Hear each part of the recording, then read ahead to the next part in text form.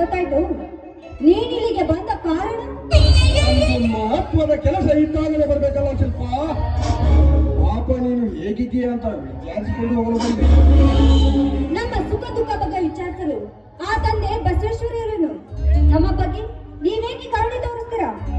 ಬಂದ ದಾರಿಗೆ ಸುಂಕಲ್ಲ ಎಂದು ಹೊರಟು ಹೋಗಬಹುದು.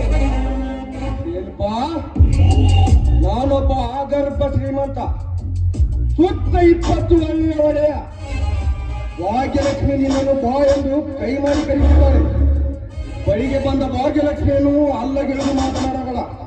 ನಾನು ಇಷ್ಟೆಲ್ಲ ಏತಕ್ಕಾಗಿ ಹೇಳ್ತೇನೆಂದು ಸ್ವಲ್ಪ ವಿಚಾರ ಮಾಡು. ಅಂದರೆ ನಿನ್ನ ಕೈ ಹಿಡಿದು ನನ್ನ ಮಡದಿಯನ್ನಾಗಿ ಸ್ವೀಕರಿಸಿ ನನ್ನ ಅಪಾರ ಸಂಪತ್ತಿಗೆ ನಿನ್ನ ಒಡತಿಯಾಗಿಸಲು ಸಹಾಯ ಮಾಡಬಹುದು.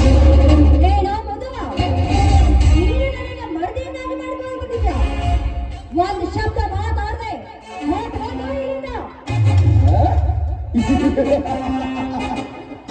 ನಾನು ಇಲ್ಲಿಂದ ಹೊರಟು ಹೋಗಬೇಕೆ? ಅದು ಸಾಧ್ಯವಿಲ್ಲ.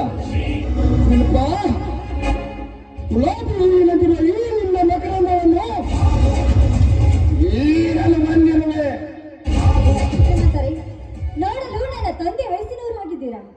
ನಿಮ್ಗೇಕೆ ಬೇಕು ಈ ಕಾಮದಾಟ?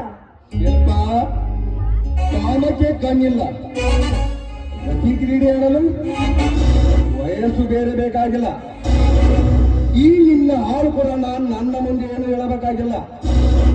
ನೀನು ನನ್ನವಳಾದರೆ ನಿನ್ನನ್ನು ನನ್ನ ಅರಮನೆಯಲ್ಲಿಟ್ಟು ದೇವತೆಯಾಗಿ ಪೂಜಿಸುವೆ.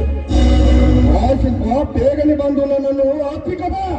ಏನು ಮುದವ, ಯಾರಿಲ್ಲದ ಸಮಯ ಸಾಧಿಸಿ ಹೆಣ್ಣಿನ ಮೇಲೆ ಈ ರೀತಿ ಬಲಕ್ಕಾದ ಮಾತುಗಳು ಆಡ್ತಾ ಇದ್ದೀರಾ? ನಿನ್ನ